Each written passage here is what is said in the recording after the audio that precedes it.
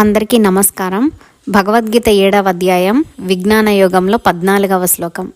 దైవీ హేషా గుణమయీ మమ మాయా దురత్యయా మామేవయే ప్రపద్యంతే మాయామేతాం తరంతి తే.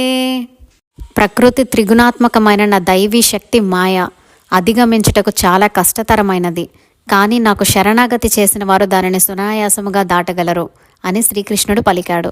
పరమాత్మకు మనకు మధ్య 3 గుణములతో కూడిన మాయ అనే తెర ఉంది. అది ఉన్నంతకాలం మనకు పరమాత్మ కనపడడు. మరి ఆ తెరను ఎలా తొలగించాలి అంటే ఒకటే మార్గం, పరమాత్మను శరణు వేడటమే, శరణాగతి కోరడమే. ఒక శిష్యుడు గురువును ఇలా అడిగాడు, గురువుగారు, నేను సంసారము అనే ఈ అంతులేని సముద్రం మధ్యలో మునిగిపోతున్నాను. నాకు మార్గం ఏది? నన్ను రక్షించండి, నేను మీ శరణు వేడుతున్నాను అని అడిగాడు. అప్పుడు గురువుగారు శిష్యుని మీద అంతులేని కృపతో ఈ విధంగా సమాధానం చెప్పాడు. ఈ విశ్వమునకంతటికీ ఈశ్వరుడైన ఆ పరమాత్మ పాదపద్మములు అనే విశాలమైన పొడవైన నౌక ఒక్కటే ఈ సంసార సముద్రమును తరించడానికి సరైన మార్గం అని చెప్పాడు. ఇక్కడ శ్రీకృష్ణ పరమాత్మ కూడా అదే మాట చెప్తున్నాడు.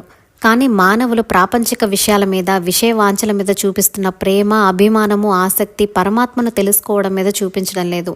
మానవుడు ఒకవేళ దేవాలయానికి వెళ్ళి దేవుడి ముందు నిలబడినా అప్పుడు కూడా ప్రపంచ సంబంధమైన అంటే ధనము, ఆస్తి, బంధుమిత్రులు, పదవులు వీటి గురించి కోరికలు కోరడంతోనే తృప్తి చెందుతాడు. అంటే భగవంతుడిని తన కోరికలు తీర్చుకోవడానికి ఒక సాధనంగా వాడుకుంటున్నాడు. అంతేకాని భగవంతుడి మీద ఏకాగ్ర భక్తి ప్రవృత్తితో కాదు. అంటే తాను వేరు పరమాత్మ వేరు అనే భేదభావంతో ఉంటున్నాడు. తనను గురించి కానీ పరమాత్మ గురించి కానీ తనకు పరమాత్మకు భేదం లేదని కానీ తెలుసుకోవడానికి ప్రయత్నించడు. ఎందుకంటే ఈ ప్రాపంచిక విషయాల్లో అంతగా మునిగిపోయి ఉన్నాడు కాబట్టి.